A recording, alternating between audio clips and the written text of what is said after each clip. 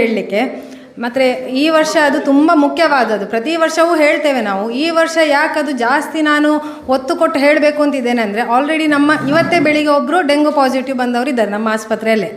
ಬೇರೆ ಕಡೆ ಪಾಸಿಟಿವ್ ಬಂದು ಟ್ರೀಟ್ಮೆಂಟ್ ತಗೊಂಡವರು, ಆಸ್ಪತ್ರೆಯಲ್ಲಿ ಅಡ್ಮಿಟ್ ಆಗಿ ಟ್ರೀಟ್ಮೆಂಟ್ ತಗೊಂಡವರು ನಮ್ಮ ಏರಿಯಾದಲ್ಲೇ 8 ಜನ ಇದ್ದಾರೆ.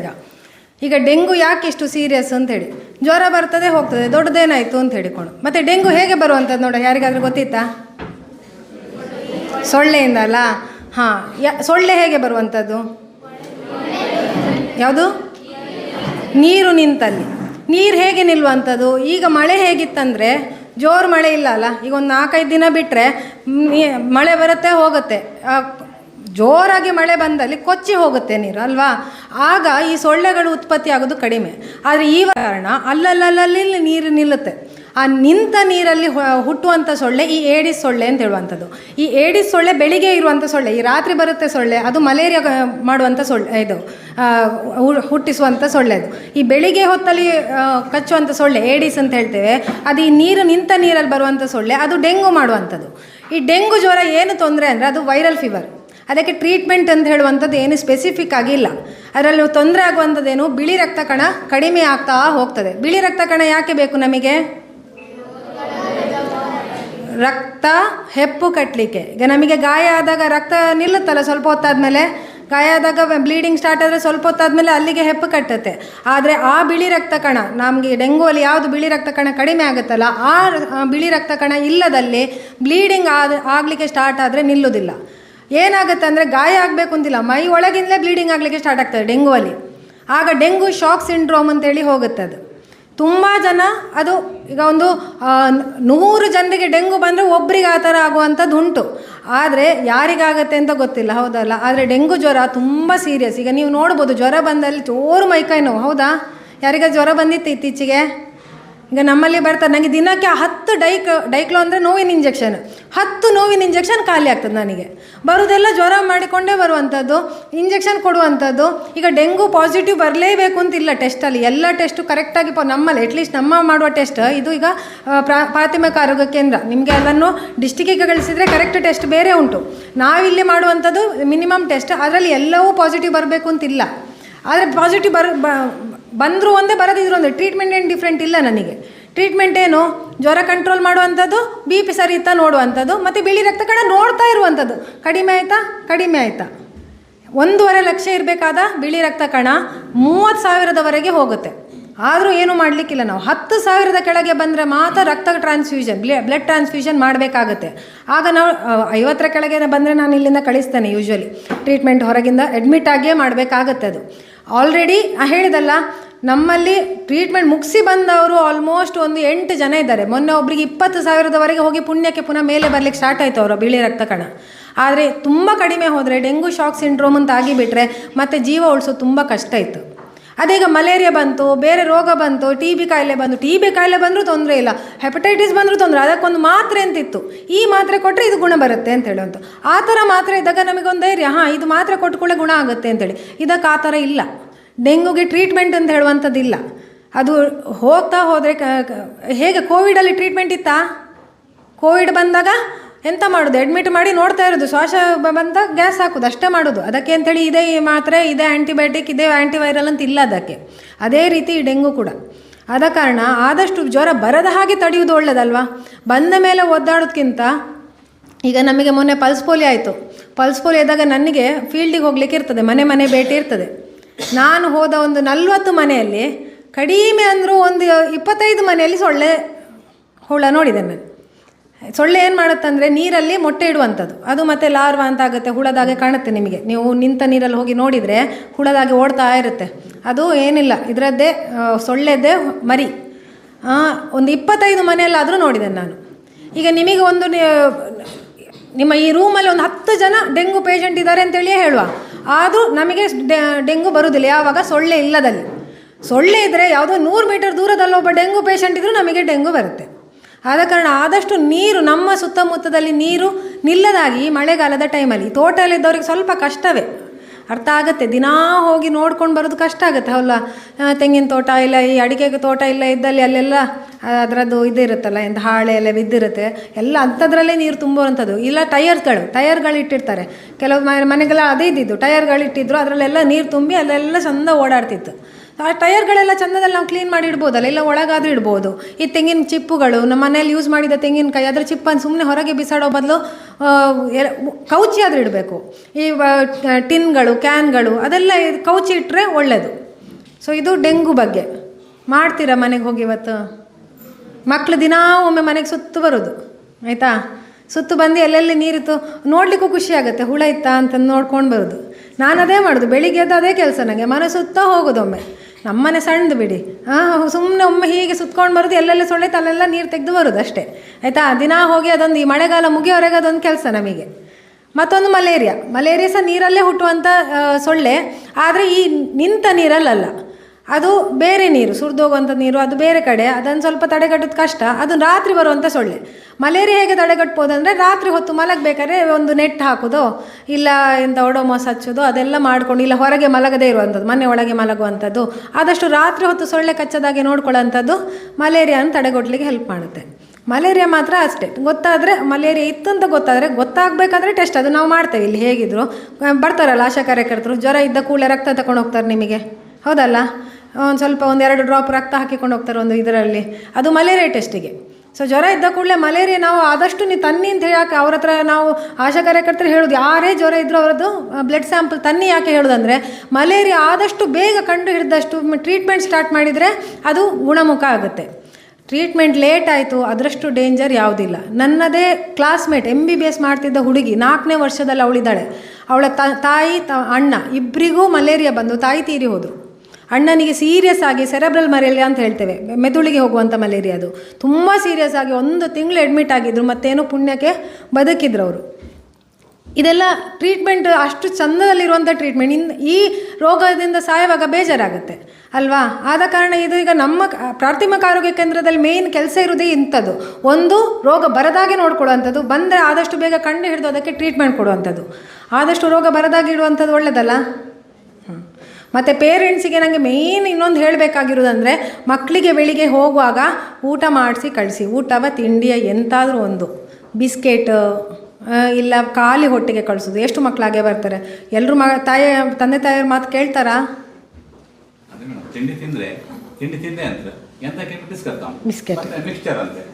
ಬಿಸ್ಕೆಟಲ್ಲಿ ಎಂತ ಇತ್ತು?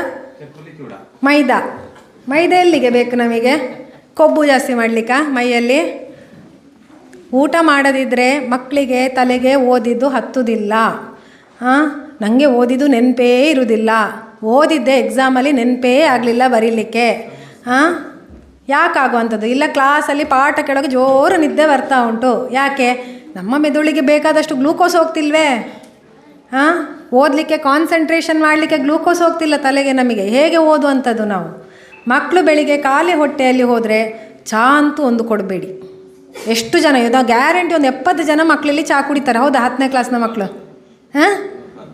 ಚಹಾ ಕಾಪಿಯಲ್ಲಿ ಎಂತಕ್ಕೆ? ಈಗ ಚಹಾ ಕುಡಿಯೋದಿದ್ರೆ ಎಷ್ಟು ಜನರಿಗೆ ತಲೆನೋವು ಬರ್ತದೆ ಹೇಳಿ ನೋಡೋ ಇಲ್ಲಿ. ನನಗೆ ಬೆಳಿಗ್ಗೆ ಚಹಾ ಬೇಕೇ ಬೇಕು. 11 ಗಂಟೆ ಆದ ಕೂಡಲೇ ನಾನು ತಲೆನೋವು ಬರ್ತದೆ ನನಗೆ. ಇತ್ತಲ್ಲ, ಎಲ್ರಿಗಿತ್ತಲ್ಲ, ಚಹಾ ಕುಡಿಯೋರಿಗೆ ಎಲ್ರಿಗಿತ್ತು. ಅಂದರೆ ಎಂತಾಯ್ತು ಈಗ? ಅಯ್ಯೋ ಮಕ್ಕಳು ಕೈ ಎತ್ತಿದ್ದಾರೆ ನೋಡಿ, ಅಪ್ಪ ದೇವ್ರೆ. ಈಗ ಇದರ ಅರ್ಥ ಏನಾಯ್ತು ಹೇಳಿ ನೋಡೋ. ನಾವು ಚಹಾ ಬೇಕು ಅಂತ ಕುಡಿದ ಚಹಾ ನಮ್ಮನ್ನು ಕಂಟ್ರೋಲ್ ಮಾಡ್ತಿತ್ತ? ಚಹಾ ನಮ್ಮನ್ನು ಕಂಟ್ರೋಲ್ ಮಾಡ್ತಿತ್ತು. ಯಾವ ಐಟಮ್ ನಮ್ಮನ್ನು ಕಂಟ್ರೋಲ್ ಮಾಡ್ತಿತ್ತ ಅದು ಒಳ್ಳೆಯದಲ್ಲ. ನಮಗೆ ಬೇಕು ಅಂತ ನಾವು ಕುಡಿತೇವಾ, ನಮಗೆ ಇಷ್ಟಪಟ್ಟು ಕುಡಿತೇವಾ? ಇವತ್ತೊಂದು ಸ್ವಲ್ಪ ಚಹಾ ಕುಡಿವ ಅದು ಬೇರೆ, ಇವತ್ತು ತಲೆನೋವು ಆಗ್ತಿತ್ತು ಚಹಾ ಕುಡಿವ ಅದು ಬೇರೆ. ಕೆಲವರು ಇನ್ನೊಂದು ರೀತಿ ಹೇಳ್ತಾರೆ, ನನಗೆ ಚಹಾ ಕುಡಿದರೆ ಟಾಯ್ಲೆಟೇ ಬರೋದಿಲ್ಲ. ಇನ್ನು ರೇರ್ ಕೇಸಲ್ಲಿ ಚಹಾ ಕುಡಿದ್ರೆ ನಿದ್ದೆ ಬರೋದಿಲ್ಲ ರಾತ್ರಿ. ಹೆಚ್ಚಾಗಿ ನಿದ್ದೆ ಹೋಗಿಸ್ಲಿಕ್ಕೋಸ್ಕರ ಚಹಾ ಕಾಫಿ ಕುಡಿಯೋಂಥದ್ದು. ಆದರೂ ಕೆಲವರಿಗೆ ನಿದ್ದೆ ಬರೋದಿಲ್ಲ ಅಂತ ಹೇಳೋರಿದ್ದಾರೆ. ಆದರೆ ಯಾವುದೇ ಒಂದು ವಸ್ತು ನಮ್ಮನ್ನು ಯಾವಾಗ ಕಂಟ್ರೋಲ್ ಮಾಡುತ್ತೋ, ನಮಗೆ ಬೇಕು ಅಂತ ಕುಡಿಯೋದಲ್ಲ, ನಮಗೆ ಕುಡಿಯೋದಿರ ಆಗ್ತಿಲ್ಲ ಅಂತ ಹೇಳುವಂಥ ಯಾವುದು ವಸ್ತು ಇರುತ್ತೋ ಅದು ನಮಗೆ ಒಳ್ಳೆಯದಲ್ಲ. ಅಂದ್ರೇನು? ಅದು ನಮ್ಮ ಬ್ರೈನನ್ನು ಕಂಟ್ರೋಲ್ ಮಾಡ್ತಿತ್ತು. ಈಗ ವಯಸ್ಸಾದಮೇಲೆ ಬಿಡಿ, ಸಣ್ಣ ಮಕ್ಕಳು ಈಗಲೇ ಬ್ರೈನಿಗೆ ಆ ಥರ ಮಾಡಿಬಿಟ್ರೆ ಮತ್ತೆ ಎಲ್ಲಿ ಓದಿದ್ದೆಲ್ಲ ಸರಿಯಾಗಿ ಅದು ಹೈಪರ್ ಆ್ಯಕ್ಟಿವೇಶನ್ ಅಂತೇಳಿ ಆಗ್ತದೆ. ADHD ಅಂತ ಹೇಳ್ತೇವೆ ಅದಕ್ಕೆ. ಅದು ಒಳ್ಳೆಯದಲ್ಲ. ನಿಲ್ಲಿಸ್ತೀರಾ ಮಕ್ಕಳೇ ಕುಡಿಯೋದು? ಹಾಂ, ನಿಲ್ಲಿಸ್ಲಿಕ್ಕಾಗತ್ತೆ? ಅಯ್ಯೋ ಕುಡ್ತವನ್ನೇ ಬಿಡ್ತಾರಂತೆ ಜನರು. ಹಾಂ, ಸಿಗರೇಟ್ ಎಳಿದನ್ನೇ ಬಿಡ್ತಾರಂತೆ. ಇದೊಂದು ಚಹಾ ಬಿಡೋದು ದೊಡ್ಡ ವಿಷಯವಾ? ಬಿಡ್ಬೋದಲ್ಲ ಇನ್ನೊಂದು ಸ್ವಲ್ಪ ದೊಡ್ಡದಾಗಿ. ಅದನ್ನು ಹೇಳೋ ವಿಷಯವೇ ಯಾವಾಗಲೂ. ಕೆಲಸ ಮಾಡ್ಲಿಕ್ಕೆ ಶುರು ಮಾಡಿ, ಆಗ ಕುಡೀರಿ ಆಯಿತಾ? ಫಸ್ಟಿಗೆ ಓದುವಾಗ ಬೇಡ. ಓದುವಾಗ ನಮ್ಮ ಬ್ರೈನ್ ಎಷ್ಟು ಎಂತ ಹೇಳೋದು ನಮ್ಮ ಕಂಟ್ರೋಲಲ್ಲಿ ಇರ್ತದ ಅಷ್ಟು ಒಳ್ಳೆಯದು. ನಮಗೆ ಓದಬೇಕು. ಇಲ್ಲ ನಾವು ಯಾವಾಗ ಬೇರೆ ವಿಷಯಕ್ಕೆ ನಮ್ಮ ಕಂಟ್ರೋಲ್, ಬ್ರೈನ್ನ ಕಂಟ್ರೋಲ್ ಕೊಟ್ಟು ಬಿಡ್ತೇವ, ಆಗ ಹೋಯ್ತು ಕಷ್ಟ ಅಲ್ವಾ? ಇಲ್ಲಿ ಯಾರು ಕುಡಿಯೋದಿಲ್ಲ ಚಹಾ? ಆದಷ್ಟು ಕಡಿಮೆ ಮಾಡಿ. ಇದು ಅಷ್ಟೇ ಅಲ್ವಾ, ಮದ್ಯಪಾನ ಆಗಲಿ, ಸ್ಮೋಕಿಂಗ್ ಆಗಲಿ, ಎಲ್ಲವೂ ಅಷ್ಟೇ. ಒಂದು ಮಟ್ಟದವರೆಗೆ ನಮಗೆ ಬೇಕು ಅಂತ ಕುಡಿಯುವಂಥದ್ದು. ಒಂದು ಮಟ್ಟ ಆದ ಮೇಲೆ ಕುಡಿಯೋದಿದ್ರೆ ಆಗೋದಿಲ್ಲ ಅಂತೇಳಿ ಕುಡಿಯುವಂಥದ್ದು. ಕೈ ನಡಗಲಿಕ್ಕೆ ಸ್ಟಾರ್ಟ್ ಆಗ್ತದೆ, ಕುಡಿಯೋದಿದ್ರೆ ಆಗ್ತಿಲ್ಲ, ಮೈ ಕೇಳ್ತಿಲ್ಲ ಅಲ್ವಾ? ಅದಂದರೆ ಏನದು? ಅದೆಲ್ಲ ಈ ನಿಕೋಟಿನ್ ಅಂತ ಹೇಳುವಂಥ ಅಂಶ ಇರುವಂಥದ್ದು. ಈ ಸಿಗರೇಟ್ ಆಗಲಿ, ಚಹಾ, coffee, even cocoa Cola Sprite, ಅದರಲ್ಲೆಲ್ಲ ಇರುವಂಥದ್ದು ಈ ನಿಕೋಟಿನ್ ಅಂತ ಹೇಳುವ ಅಂಶ. ಅದು ಎನರ್ಜಿ ಡ್ರಿಂಕ್ ಅಂತೆಲ್ಲ ಬರ್ತದೆ. ಹುಡುಗರು ಇಲ್ಲಿ ಸಿಕ್ಕತ್ತೆ ಅಂಗಡಿಯಲ್ಲಿ ಎನರ್ಜಿ ಡ್ರಿಂಕ್ ಅಂತೇಳಿ ಬರ್ತದಲ್ಲ, ಎಂಥದ್ದು ಬುಲ್ಲ ಎಂಥದ್ದೆಲ್ಲ ಬರುತ್ತಲ್ಲ, ಸ್ಟಿಂಗ್ ಇರುತ್ತೆ, ಇಲ್ಲೆಲ್ಲ ಸಿಗುತ್ತಾ? ಅಯ್ಯೋ ದೇವ್ರೆ, ಬೇಡ. ಅದು ಎಲ್ಲ ಅಷ್ಟೇ, ಅದೆಲ್ಲ ನಿಕೋಟಿನ್. ಎಂತ ಎನರ್ಜಿ ಅಂದರೆ ಎಂತ? ಅದು ಏನು ನಮಗೆ ಬಾಡಿಗೆ ಎನರ್ಜಿ ಕೊಡೋದಲ್ಲ, ಅದು ಮೆದುಳಿಗೆ ಚಕ್ಕ ಅಂತೇಳಿ ಇದು ಮಾಡುವಂಥದ್ದು. ನಮಗೆ ಬಾಡಿಗೆ ಎನರ್ಜಿ ಕೊಡ್ತದೆ, ಅದು ನಮ್ಮ ಮಾಂಸಕ್ಕೆ ಎನರ್ಜಿ ಕೊಡೋದಲ್ಲ. ಅದು ಬ್ರೈನನ್ನು ಹೋಗಿ ಆ್ಯಕ್ಟಿವೇಟ್ ಮಾಡುವಂಥದ್ದು. ಅದು ಆ್ಯಕ್ಟಿವೇಟ್ ಮಾಡೋದು ಮತ್ತೆ ಕೆಟ್ಟದಾಗಿ ಪರಿಣಾಮ ಆಗುತ್ತೆ. ಅದು ಎನರ್ಜಿ ಡ್ರಿಂಕ್ ಅಂತ ಹೇಳುವಂಥದ್ದು ಕೆಟ್ಟ ರೀತಿ, ಅದು ಬೇಡವೇ ಬೇಡ. ಮಕ್ಕಳಿಗಂತೂ ಅಲ್ವೇ ಅಲ್ಲ ಅದೆಲ್ಲ. ಸೊ ಆದಷ್ಟು ನಮ್ಮದು, ನಾವು ಹೇಳ 90% ನಮ್ಮ ರೋಗ ಇತ್ತಲ್ಲ, ನಮ್ಮ ದಿನಚರಿಯಲ್ಲೇ ನಾವು ಗುಣಪಡಿಸ್ಬೋದು. ಬೆಳಿಗ್ಗೆ ಎಷ್ಟು ಗಂಟೆಗೆ ಹೇಳ್ತೇವೆ, ನೀರು ಕುಡಿತೇವಾ, ವ್ಯಾಯಾಮ ಮಾಡ್ತೇವಾ? ಎಷ್ಟು ಜನ ಮಾಡ್ತಾರೆ ಮಕ್ಕಳೇ ವ್ಯಾಯಾಮ? ಮೊನ್ನೆ ಯೋಗ ಡೇ ಆಯ್ತಲ್ಲ, ಯಾರೆಲ್ಲ ಮಾಡಿದ್ರು? ಯೋಗ ಡೇ ಇತ್ತಲ್ಲ ಮೊನ್ನೊಂದು ದಿನ. ಅವತ್ತೊಂದಿನ ಮಾಡಿದ್ರ ಅಂತ, ಅದಾದಮೇಲೆ ಬಿಟ್ಟುಬಿಟ್ರು. ದಿನ ಯೋಗ ಮಾಡುವಂಥದ್ದು, ಊಟ ಮಾಡಿ ಹೋಗುವಂಥದ್ದು, ಕರೆಕ್ಟಾಗಿ ತರಕಾರಿ ಹಣ್ಣು ಎಲ್ಲ ತಿನ್ನುವಂಥದ್ದು, ಟೈಮಿಗೆ ಊಟ ಮಾಡೋದು. ಇದರಲ್ಲೇ ನಮ್ಮ 90% ರೋಗ ಕಡಿಮೆ ಆಗ್ತದೆ. ಆದರೆ ನಮಗೆ ಹೇಗಿತ್ತಂದರೆ, ಈಗ ಕೆಲಸ, ದೊಡ್ಡವರಿಗಂತೂ ಕೆಲಸ, ಮಕ್ಕಳಿಗೆ ಓದೋದು ಚಟ, ಮೊಬೈಲ್ ಇದ್ದರೆ ನಮಗೇನೂ ಬೇಡ. ಅಟ್ಲೀಸ್ಟ್ ಈ ಮಕ್ಕಳು ಶಾಲೆಗಾದರೂ ಬರ್ತಾರೆ. ಇನ್ನೊಂದು 4-5 ಮಕ್ಕಳಿದ್ದಾರೆ ಶಾಲೆಗೂ ಹೋಗೋದು ಬಿಟ್ಬಿಟ್ಟಿದ್ದಾರೆ ಮೊಬೈಲ್ ಚಟದಲ್ಲಿ. ಮೊಬೈಲ್ ಒಳ್ಳೆಯದಕ್ಕೆ, ಓದೋದಕ್ಕೆ ಒಳ್ಳೆಯದು. ಮೊಬೈಲ್ ಏನು ಕೆಟ್ಟದ್ದು ಅಂತ ನಾನು ಹೇಳೋದೇ ಇಲ್ಲ. ನಾನು ಮೊಬೈಲ್ ತುಂಬ ನೋಡ್ತೇನೆ. ನಾನು ಅದರಲ್ಲಿ ಒಳ್ಳೆಯದು ನೋಡುವಂಥ ತುಂಬ ಇತ್ತು, ಹೌದಲ್ವಾ? ಕಲೀಲಿಕ್ಕೆ ನೋಡುವಂಥ ತುಂಬ ಇತ್ತು. ನನ್ನ ಮಗನಿಗೂ ನಾನು ಮೊಬೈಲ್ ನೋಡಬೇಡ, ಇಲ್ಲ ಟಿ ವಿ ನೋಡಬೇಡ, ಮೊಬೈಲ್ ತೋರಿಸೋದಿಲ್ಲ ಅವನಿಗೆ. ಟಿ ವಿ ನೋಡಬೇಡ ಅಂತ ಹೇಳೋದಿಲ್ಲ, ಯೂಟ್ಯೂಬ್ ನೋಡ್ತಾನೆ ಅವನು. ಆದರೆ ಯಾವಾಗ ಈ ರೀಲ್ಸ್ ನೋಡ್ಲಿಕ್ಕೆ ಶುರು ಮಾಡ್ತಾನೆ, ಅಲ್ಲೇ ಟಿ ವಿ ಕಟ್. ಮೊಬೈಲಲ್ಲಿ, ಟಿ ವಿಯಲ್ಲಿ ನೋಡಬೇಕಾದ, ಯೂಟ್ಯೂಬಲ್ಲಿ ಒಳ್ಳೆ ನೋಡಬೇಕಾದದ್ದು ಬೇಕಾದಷ್ಟಿತ್ತು. ಕ್ರಿಯೇಟಿವ್ ಆಗಿ ನಿಮಗೆ ಏನೇನು ಕಲಿಬೇಕು ಅಂತ ತುಂಬ ಇತ್ತು. ಅಂಥದ್ದು ನೋಡ್ತೀರಾ, ಒಳ್ಳೆಯದು. ಇಲ್ಲ ಈ ರೀಲ್ಸ್ ನೋಡ್ದಾಗ ಕೂತ್ಕೊಂಡ್ರಿ ಖುಷಿ ಆಗುತ್ತಲ್ಲ, ಒಂದಾದ್ಮೇಲೆ ಒಂದು ನೋಡ್ತೀರಾ. ಸುಮ್ಮನೆ ತಲೆಯಲ್ಲಿ ನಡೆಸ್ಲಿಕ್ಕಿಲ್ಲ. ಇಲ್ಲ, ಒಳ್ಳೆ ಹುಡುಗಿದು. ಮೊಬೈಲ್ ಆದಷ್ಟು ಕಂಟ್ರೋಲ್. ಇದು ತಂದೆ ತಾಯಿಗೆ ಹೇಳೋ ಸ್ವಲ್ಪ ಕಷ್ಟ ಈಗ, ಯಾಕಂದರೆ ಮಕ್ಕಳು ಮಾತು ಕೇಳೋದಿಲ್ವ ಅಂತಲ್ಲ. ಈ ಒಂದು ಏಜ್ ಆದಮೇಲೆ ಮಕ್ಕಳು ನಾವು ಹೇಳೋದು ಕೇಳೋದಿಲ್ಲ. ಹೋಗಮ್ಮ, ಇಲ್ಲ ಹೋಗಪ್ಪ ಅಲ್ವಾ? ಅದು ಸಣ್ಣದ್ರಿಂದ ಸ್ವಲ್ಪ ಕಂಟ್ರೋಲ್ ಮಾಡಬೇಕು. ನನಗೆ ಸಹ ಗೊತ್ತಿಲ್ಲ, ನನ್ನ ಮಕ್ಕಳು ದೊಡ್ಡದಾದ್ಮೇಲೆ ಗೊತ್ತಾಗ್ತದೆ ಎಷ್ಟು ಕಷ್ಟ ಆಗುತ್ತೆ ಅಂತೇಳಿ ನನಗೆ ಸಹ. ಆದರೂ ಮಕ್ಕಳಿಗೆ ಇದು ಬರಬೇಕಾದದ್ದು. ಮೊಬೈಲ್ ಏನು ಮಾಡುತ್ತಂದರೆ ನಮಗೆ ಟೈಮ್ ಸೆನ್ಸೇ ಮರೆತು ಬಿಡ್ತದೆ. ಒಂದು ಅರ್ಧ ಗಂಟೆ ನೋಡುವ ಅಂತ ತಗೊಳ್ಳುವಂಥದ್ದು 2 ಗಂಟೆ ಆದದ್ದೇ ಗೊತ್ತಾಗೋದಿಲ್ಲ ಅಲ್ವಾ? ಓದೋದು ಎಲ್ಲೋ ಗಾಳಿಗೆ ಹೋಯ್ತಾಗ. ಒಂದು ಅರ್ಧ ಗಂಟೆ ನೋಡಿ ನಾವೊಂದು ಈ ಚಾಪ್ಟರ್ ಓದುವ ಅಂತ ಹಿಡ್ಕೊಂಡಿರ್ತೇವೆ, ಹೌದಾ? ಒಂದು ಅರ್ಧ ಗಂಟೆ ಓದೋದು 1 ಗಂಟೆ ಹೋಯ್ತು, 2 ಗಂಟೆ ಹೋಯ್ತು. ಇದು ಯಾವಾಗ ಹೋಯ್ತು? ನಾಳೆ ಓದಿದ್ರೆ ಆಯಿತು ಮತ್ತೆ. ಸೊ ಆದಷ್ಟು ಮೊಬೈಲ್ ಅಡಿಕ್ಷನ್ ಈಗ ತುಂಬ ಕಾಮನ್, ಮಕ್ಕಳಲ್ಲಿ ತುಂಬ ಕಾಮನ್. ಅದು ಗೊತ್ತಾಗೋದಿಲ್ಲ ನಮಗೆ. ಸ್ವಲ್ಪ ಹೊತ್ತು ನೋಡ್ತಾ ಬಿಡು, ತೊಂದರೆ ಇಲ್ಲ. ನಮಗೆ ಮಾರ್ಕ್ ಬರ್ತಿದೆ 80% ಮೇಲೆ ಬರ್ತಿತ್ತಪ್ಪ, ಒಳ್ಳೆ ಮಾರ್ಕ್ ಇತ್ತು, ತೊಂದರೆ ಇಲ್ಲ. 95 ಬರಬೇಕಾದಂಥ ಮಗು 80% ತೆಗಿತಾಯಿತ್ತು, ಹೌದಾ? ನಮಗೆ 80% ಇತ್ತಪ್ಪ, ಸಾಕು. ಅದೇ ಇದೆಲ್ಲ ಬಿಟ್ಟು ನೀವು ಕರೆಕ್ಟಾಗಿ ಓದಲಿಕ್ಕೆ, ಇಲ್ಲ ನೀವು ಅಕಾಡೆಮಿಕ್ಕಿಗೆ ಇಂಪಾರ್ಟೆನ್ಸ್ ಕೊಟ್ಟರೆ ನಿಮಗೆ 80 ಬರೋರು 95 ಆರಾಮದಲ್ಲಿ ತೆಗಿಬೋದು ಅಲ್ವಾ? ಕಷ್ಟ ಆಯ್ತಾ ಮಾರ್ಕ್ ತೆಗಿಬೋದಲ್ಲ ಚಂದ ಓದಿದರೆ. ಟೈಮ್ ವೇಸ್ಟ್ ಮಾಡೋದೆಲ್ಲ ಬಿಟ್ಟುಬಿಟ್ರೆ, ಚಂದ ಓದೋದ್ರ ಬಗ್ಗೆ ಕಾನ್ಸಂಟ್ರೇಟ್ ಮಾಡಿದರೆ ತೆಗಿಬೋದು. ಆ ವರ್ಷ ಶಾಲೆ ಬಗ್ಗೆ ಒಳ್ಳೆ ಒಪಿನಿಯನ್ ಇತ್ತು ನನಗೆ, ಮಕ್ಕಳೆಲ್ಲ ಹುಷಾರಿದ್ರು ಅಂತೇಳಿ.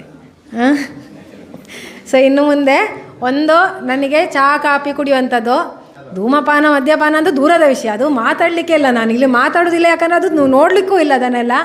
ಅಟ್ಲೀಸ್ಟ್ ಚಹಾ ಕಾಫಿಗೆ ಸದ್ಯಕ್ಕೆ ಮತ್ತೆ ಮೊಬೈಲ್ ಕಂಟ್ರೋಲ್ ಮಾಡಿ. ಇವತ್ತಿಂದ ಚಹಾ ಕಾಫಿ ಕುಡಿಯುವುದಿಲ್ಲ ಅಂತ ಹೇಳೋ ಮಕ್ಕಳು ಎಷ್ಟು ಜನ ಕೈ ಎತ್ತಿ ನೋಡು. ಇವತ್ತಿಂದ ಕುಡಿಯುವುದಿಲ್ಲ, ಮೇಡಮ್ ಹೇಳಿದ್ರು ನಾನು ಕುಡಿಯುವುದಿಲ್ಲ ಅಂತ ಹೇಳಿ. ಮೇಡಮ್ ಪ್ರಾಮಿಸ್ ಮಾಡ್ಬೇಕು. ಎಷ್ಟು ಜನ ಇವತ್ತಿಂದ ಬಿಡ್ತಾ ಇದ್ದಾರೆ? ಈಚೆ ಸೈಡ್ ನಿಮ್ಮ ಒಳ್ಳೇದಕ್ಕೆ ಮಕ್ಕಳೇ, ಆಯಿತಾ? ನಿಜವಾಗ್ಲೂ ಹೇಳ್ತೇನೆ, ನಾನು ಇಷ್ಟರವರೆಗೂ ನಾನು ಚಹಾ ಕುಡಿಯೋದಿಲ್ಲ. ಕುಡಿದ್ರೆ ಹೊರಗೆ ಫಂಕ್ಷನಿಗೆ ಹೋದರೆ ಮಾತ್ರ ಕುಡಿಯುವಂಥದ್ದು, ಒಳ್ಳೇದಲ್ಲ ಅದು, ಆಯಿತಾ? ಏನೋ ಡೌಟ್? ಮತ್ತೊಂದು HPV ವ್ಯಾಕ್ಸಿನೇಷನ್ ಬಗ್ಗೆ ಹೆಚ್ಚಾಗಿ ಎಲ್ಲ ಕಡೆ ಹೋದಲ್ಲಿ ಹೇಳ್ತಾ ಇದ್ದೇನೆ ನಾನು. ಹೆಣ್ಣು ಮಕ್ಕಳಿಗೆ 14ರಿಂದ 15 ವರ್ಷದ ಇಂಜೆಕ್ಷನ್ ಬರ್ತಿತ್ತಲ್ಲ, ಅದು ಒಳ್ಳೆ ಇಂಜೆಕ್ಷನ್. ಪ್ಲೀಸ್ ಎಲ್ಲ ಮಕ್ಕಳು, ಈಗ ಮುಂಚೆ ಆದರೆ 3 ತಿಂಗಳಿಗೆ ಇದ್ದದ್ದು ಈಗ ಎಕ್ಸ್ಟೆಂಡ್ ಮಾಡಿದ್ದಾರೆ. ಸೊ ಯಾರ್ಯಾರು 14 ವರ್ಷ ತುಂಬ್ತಾ ಇದ್ದಾರೋ ಅವರಿಗೆಲ್ಲ ಕೊಡುವಂಥ ವ್ಯಾಕ್ಸಿನ್ ಇದು. ಯಾಕೆ ಕೊಡ್ತಾ ಇತ್ತಂದರೆ ಗರ್ಭಕಂಠದ ಬಾಯಿಯ ಕ್ಯಾನ್ಸರನ್ನು ತಡೆಗಟ್ಟಲಿಕ್ಕೋಸ್ಕರ. ಎಲ್ಲ ಕ್ಯಾನ್ಸರಿಗೂ ಇಂಥ ವ್ಯಾಕ್ಸಿನ್ ಅಂತ ಬರೋದಿಲ್ಲ. ಯಾಕಂದರೆ ವ್ಯಾಕ್ಸಿನ್ ಕೊಡೋದು ಇನ್ಫೆಕ್ಷನಿಗೆ. ಈಗ ಗರ್ಭಕಂಠದ ಬಾಯಿಯ ಕ್ಯಾನ್ಸರ್ ಬರುವುದು ಯಾಕೆ ಅಂತ ಹೇಳಿದರೆ HPV ಅಂತ ಹೇಳುವ ಒಂದು ವೈರಸ್ ಇತ್ತು. ಆ ವೈರಸ್ ಇನ್ಫೆಕ್ಷನ್ ಆದಾಗ ಅಲ್ಲಿ ಒಂದು ಗಾಯದಾಗ ಆಗುತ್ತೆ. ಗಾಯ ಮುಂದೆ ಮುಂದೆ ಹೋದಲ್ಲಿ ಕ್ಯಾನ್ಸರ್ ಆಗುವ ಸಾಧ್ಯತೆ ಇರುತ್ತೆ ಅಂತ ಹೇಳಿಕೊಂಡು. ಸೊ ಈಗೇನು ಈ ವ್ಯಾಕ್ಸಿನ್ ಮಾಡುತ್ತಂದರೆ ಅಲ್ಲಿ ಆ ಇನ್ಫೆಕ್ಷನ್ ಆಗೋದನ್ನೇ ತಡೆಗಟ್ಟುತ್ತೆ. ಸೊ ಇನ್ಫೆಕ್ಷನ್ ಆಗದಾಗೆ ನೋಡಿಕೊಂಡ್ರೆ ಆಲ್ಮೋಸ್ಟ್ 99% ಕ್ಯಾನ್ಸರ್ ಬರೋದಾಗೆ ನೋಡ್ಕೊಳ್ಬೋದು. ನೀವು ಪ್ಲೀಸ್ ಈ ರೀಲ್ಗಳೆಲ್ಲ ನಾನೇ ಒಂದು 4 ನೋಡಿದೆ, ನಾನ್ ಸೆನ್ಸ್ ಮಾತಾಡ್ತಾರೆ ಅದರಲ್ಲಿ. ಈ ಇಂಜೆಕ್ಷನಿಂದಲೇ ಮಕ್ಕಳಾಗೋದಿಲ್ಲ ಮುಂದೆಯಿಂದ, ಈ ಇಂಜೆಕ್ಷನ್ ಕೊಟ್ಟು ಇಷ್ಟೆಲ್ಲ ಪ್ರಾಬ್ಲಮ್ ಆಯಿತು, ಅದೆಲ್ಲ ಡಾಕ್ಟರ್ಸ್ ಮಾತಾಡ್ತಿದ್ದಾರೆ. ನಾನು ಅವರಿಗೆ ಆಯಿತು ಅಂತ ಒಪ್ಕೊಳ್ತೇನೆ. ಯಾರೋ ಏನೋ ರೀಲ್ ಮಾಡಬೇಕು, ಅದಕ್ಕೊಂದಿಷ್ಟು ವ್ಯೂ ಬರಬೇಕು ಅಂತ ಹೇಳುವಂಥ ಜನರು ಅವರೆಲ್ಲ ಏನೇನೋ ಎಲ್ಲೆಲ್ಲಿಂದ ಏನೋ ಡಾಟಾ. ಈಗ ಡಾಟಾ ಎಂತ ಪೇಪರ್ಗಳೆಲ್ಲ ತೋರಿಸ್ತಾರೆ, ಈ ಪೇಪರಲ್ಲಿ ಆಗಿತ್ತು ಹೀಗಿತ್ತು ಅಂತ. ಕರೆಕ್ಟಾಗಿ ನೀವು ಹುಡುಕಿ ಬೇಕಿದ್ರೆ ಆ ಥರ ಯಾವ ಪೇಪರ್ಗಳು ಇಲ್ಲ, ಅಂದರೆ ಪಬ್ಲಿಷ್ ಆಗಿದೆ ಈ ಥರ ಇದೆ ಅಂತ ಹೇಳಿಕೊಂಡು. ಇದು 6,000 ಇಂಜೆಕ್ಷನ್. ಮುಂಚೆ ಪೇಟೆಯಲ್ಲಿ ಹುಡುಕಿಕೊಂಡು ಹೋಗಿ ನಮಗೆ ಈ ವ್ಯಾಕ್ಸಿನ್ ಬೇಕು ಅಂಥೇಳಿ ಸಿಟಿಯಲ್ಲಿ ತಗೊಳ್ತಿದ್ದ ವ್ಯಾಕ್ಸಿನ್ ಇದು. 6,000 ಕೊಟ್ಟು ತಗೊಳ್ತಿದ್ದ ವ್ಯಾಕ್ಸಿನ್. ಗೌರ್ಮೆಂಟಲ್ಲಿ ಇಷ್ಟವರೆಗೆ ಬಜೆಟ್ ಇರಲಿಲ್ಲ ಅಷ್ಟು ಕೊಡಲಿಕ್ಕೆ. ಮತ್ತು ಇದೇನಂದರೆ 9 ವರ್ಷದಿಂದ 15 ವರ್ಷದ ಮಕ್ಕಳಿಗೆ ಕೊಡಲಿಕ್ಕೆ ಪುನಃ ಬಜೆಟ್ ಇಲ್ಲ ಗೌರ್ಮೆಂಟಲ್ಲಿ. ಇಷ್ಟು ಜನ ಮಕ್ಕಳಿಗೂ 6,000 ಇಂಜೆಕ್ಷನ್ ಕೊಡೋದಂದರೆ ಎಷ್ಟಿತ್ತಲ್ವ ಹಣ. ಸೊ ಏನು ಮಾಡಿದ್ದಾರೆ ಇಂದೀಗ 15ರಿಂದ 14 ವರ್ಷದ ಮಕ್ಕಳಿಗಾದರೂ ಸಿಕ್ಕಲಿ ಅಂತ ಹೇಳುವಂಥ ನಿಟ್ಟಲ್ಲಿ, ಅದು ಗಂಡು ಮಕ್ಕಳು ತಗೊಳ್ಬೇಕಾದಂಥ ವ್ಯಾಕ್ಸಿನ್ ಇದು. ಅವರಿಗೂ ಇಲ್ಲ, ಹೆಣ್ಣು ಮಕ್ಕಳಿಗೆ ಪ್ರಯಾರಿಟೈಸ್ ಮಾಡಿ 14ರಿಂದ 15 ವರ್ಷ ಈ ಏಜಿಗೆ. ಯಾಕಂದರೆ 15 ವರ್ಷದ ಮೇಲೆ ಕೊಡಲಿಕ್ಕಿಲ್ಲ ಈ ವ್ಯಾಕ್ಸಿನ್ ನಾನು. ಸೊ 15 ವರ್ಷದ ಒಳಗೆ ಆದಷ್ಟು ತಗೊಂಡ್ಬಿಟ್ರೆ ಮತ್ತೆಗೆ ಪ್ರಾಬ್ಲಮ್ ಇಲ್ಲ ಅಂಥೇಳಿ ಆ ಏಜನ್ನು ಸಿಲೆಕ್ಟ್ ಮಾಡಿದ್ದಾರೆ. ಯಾಕೆ ಹೇಳ್ತಿದ್ದೇನೆ ಅಂದರೆ ಒಂದು ಡೌಟ್ ಇತ್ತು, ಯಾಕೆ ನಮಗೆ ಮಾತ್ರ ವ್ಯಾಕ್ಸಿನ್, ಬೇರೆಯವರಿಗೆಲ್ಲ ಯಾಕಿಲ್ಲ ಅಂತ ಹೇಳೋ ಒಂದು ಡೌಟ್ ಇತ್ತು ಬೇರೆ ಮಕ್ಕಳಿಗೆಲ್ಲ. ಸೊ ಇದು ವ್ಯಾಕ್ಸಿನ್ ಒಳ್ಳೆ ವ್ಯಾಕ್ಸಿನ್, ಅದನ್ನು ತಗೊಳ್ಳೋದಿದ್ರೆ ತಗೊಳ್ಳೋರು ಬೇಕಾದಷ್ಟು ವೆಯ್ಟ್ ಮಾಡ್ತಾಯಿದ್ರು. ಆ್ಯಕ್ಚುಲಿ ವಯಸ್ಸಾದವ್ರು ಕೆಲವರೆಲ್ಲ ನಮಗೆ ಕೊಡಿಂದ ಕೇಳ್ತಾಯಿದ್ರು. ಆದರೆ ನಮಗೆ ಅದು ಹಾಗೆ ಕೊಡುವ ಹಾಗಿಲ್ಲ, ನಮಗೆ ಈ ಏಜಿನ ಮಕ್ಕಳಿಗೆ ಮಾತ್ರ ಕೊಡಲಿಕ್ಕಿತ್ತು. ಸೊ ಯಾರಿಗಾದ್ರೂ ಏನೋ ಡೌಟ್ ಇದ್ದರೆ ನೀವು ಏನೇ ಮೊಬೈಲಲ್ಲಿ ನೋಡಿದ್ರೆ ನನ್ನ ಹತ್ರ ಬಂದು ಕೇಳಿ, ಇಲ್ಲ ಯಾರು ಡಾಕ್ಟ್ರಿಗೆ ಗುರ್ತಾಯಿದ್ರು ಅವ್ರ ಹತ್ರ ಹೋಗಿ ಕೇಳಿ. ನಾನೀಗ ಮಣಿಪಾಲ್ ಡಾಕ್ಟ್ರು 2 ವೀಡಿಯೋ ಮಾಡಿ ಕಳಿಸಿದ್ದಾರೆ, ಅದನ್ನು ನಾನು ಕೊಟ್ಟು ಕಳಿಸಿದ್ದೆ ನಮ್ಮ ಆಶನವ್ರ ಹತ್ರ. ಎಷ್ಟು ಜನ ನೋಡಿದಿರಿ ಗೊತ್ತಿಲ್ಲ. ಸೊ ಈ ನಾನ್ಸೆನ್ಸ್ ವೀಡಿಯೋ ಬಂದರೆ ಕ್ಲಿಯರ್ ಮಾಡ್ಕೊಳ್ಳಿ, ಏನೇ ಡೌಟ್ ಇರೋ ಕ್ಲಿಯರ್ ಮಾಡ್ಕೊಳ್ಳಿ. ಯಾರೋ ಮಾತು ಕೇಳಿ ನಿಮ್ಮ ಆರೋಗ್ಯವನ್ನು ಇದು ವಾಟ್ಸಪ್ಪನ್ನು ಡಾಕ್ಟ್ರು ಮಾಡಬೇಡಿ. ವಾಟ್ಸಪ್ ಆಗಲಿ ಇನ್ಸ್ಟಾಗ್ರಾಮ್ ಆಗಲಿ ನಿಮ್ಮ ಗೂಗಲನ್ನು ನಿಮ್ಮ ಡಾಕ್ಟ್ರ್ ಅಂತ ಮಾಡ್ಕೊಳ್ಬೇಡಿ. ನೋಡ್ಕೊಳ್ಳಿ, ಓದ್ಕೊಂಡು ಬಂದು ಪುನಃ ಬಂದೊಂದು ಡಾಕ್ಟ್ರ್ ಹತ್ರ ಮಾತಾಡಿಕೊಂಡ್ರೆ ಒಳ್ಳೇದಿತ್ತು, ಆಯಿತಾ? ಯಾಕಂದರೆ ಎಷ್ಟೋ ಜನ ಇದನ್ನು ನೋಡಿ ಅದರಿಂದ ಹಾಗೆ ಆಗುತ್ತಂತೆ ಹೀಗಾಗುತ್ತಂತೆ ಅಂಥೇಳಿ ಬೇಡ. ಸರಿಯಾಗಿ ಮಾಹಿತಿ ತಿಳ್ಕೊಂಡು ನಿಮ್ಮ ಆರೋಗ್ಯಕ್ಕೆ ಬೇಕಾದದನ್ನು ನೀವು ಮಾಡ್ಕೊಳ್ಳಿ ಅಷ್ಟೇ. ಸೊ ಏನಾದರೂ ಬೇರೆ ಡೌಟ್ ಇದ್ದರೆ ಕೇಳ್ಬೋದು. ಸೊ ಅದು ಕೆಲವರಿಗೆ ಸ್ವಲ್ಪ ಸೀರಿಯಸ್ ಆಗಿ ವಾಂತಿ ಬರ್ಬೋದು ಅಂತ ಹೇಳಿತ್ತು. ಆದರೆ ಮಿನಿಮಮ್ ಸ್ವಲ್ಪ ಗ್ಯಾಸ್ಟ್ರಿಕ್ ಆಗುತ್ತೆ, ಸ್ವಲ್ಪ ಉರಿ ಬರುತ್ತೆ, ಸ್ವಲ್ಪ ನೀರು ಕುಡಿದು ಸರಿ ಮಾಡ್ಕೊಳ್ಬೋದು. ಆ ಮಾತ್ರೆ ತುಂಬ ಆಗೋದೇ ಇಲ್ಲ ನನಗೆ ಅದು ತಿಂದರೆ ಮತ್ತು ಇಡೀ ದಿನ ವಾಂತಿ ಆಗುತ್ತೆ ಆ ಥರ ಎಲ್ಲರ ಬೇಡ. ಹಾಲಿಗೂ ಲ್ಯಾಕ್ಟೋಸ್ ಇಂಟಾಲರೆನ್ಸ್ ಅಂತ ಒಂದು ಬರುತ್ತೆ ಕಂಡೀಷನ್, ಅಂಥವರಿಗೆ ಆಗೋದಿಲ್ಲ. ಹಾಲಿನ ಯಾವುದೇ ಪದಾರ್ಥಗಳು, ಹಾಲು, ಮೊಸರು, ಬೆಣ್ಣೆ, ತುಪ್ಪ ಯಾವುದೂ ಆಗೋದಿಲ್ಲ ಅಂಥವರಿಗೆ. ಸೊ ಅಂಥವರಿದ್ದರೆ ಬೇಡ. ಆದರೆ ಸುಮ್ಮನೆ ಹಾಲು ಆಗೋದಿಲ್ಲ ಅಂತ ಹೇಳಿದರೆ ಅವಾಯ್ಡ್ ಮಾಡಬೇಡಿ. ಹಾಲು ಒಳ್ಳೆ ಪ್ರೋಟೀನಿದ್ದು ಅಂಶ ಇರುವಂಥದ್ದು, ಅದರಲ್ಲಿ ಪ್ರೋಟೀನ್ ಇತ್ತು, ಕ್ಯಾಲ್ಶಿಯಮ್ ಇತ್ತು, ಒಳ್ಳೆಯ ಅಂಶ. ಅಂದರೆ ಈಗ ನಾನು ಕೊಬ್ಬಿನ ಅಂಶ ತಿನ್ನಬಾರ್ದು ಅಂತ ಹೇಳ್ತಾರಲ್ಲ, ಎಣ್ಣೆ ಎಲ್ಲ ಜಾಸ್ತಿ ತಿನ್ನಬೇಡಿ ಅಂತೇಳಿ. ಆದರೆ ನಾನು ಹೇಳೋದಂದರೆ ಹಾಲಿಂದ ಉತ್ಪತ್ತಾದ ಕೊಬ್ಬಿನ ಅಂಶ ಯಾವುದೆಲ್ಲ, ನಿಮ್ಮ ಬೆಣ್ಣೆ ಆಗಲಿ ತುಪ್ಪ ಆಗಲಿ ಒಳ್ಳೆಯ ಕೊಬ್ಬಿನ ಅಂಶ ಅದು. ಸೊ ಆದ ಕಾರಣ ಹಾಲಲ್ಲೂ ಅದೇ ಕೊಬ್ಬಿನ ಅಂಶ ಇರುವಂಥದ್ದು, ಅದೆಲ್ಲ ಒಳ್ಳೆಯದು. ಸೊ ಹಾಲು ಸುಮ್ಮನೆ ಬೇಡ ಅಂತ ಬಿಡೋದು ಬೇಡ. ಟೇಸ್ಟ್ ಇಲ್ಲ, ಅದೊಂಥರ ನಂಗೆ ಇಷ್ಟ ಆಗೋದಿಲ್ಲ ಅಂಥೇಳಿ ಬಿಡೋದು ಬೇಡ.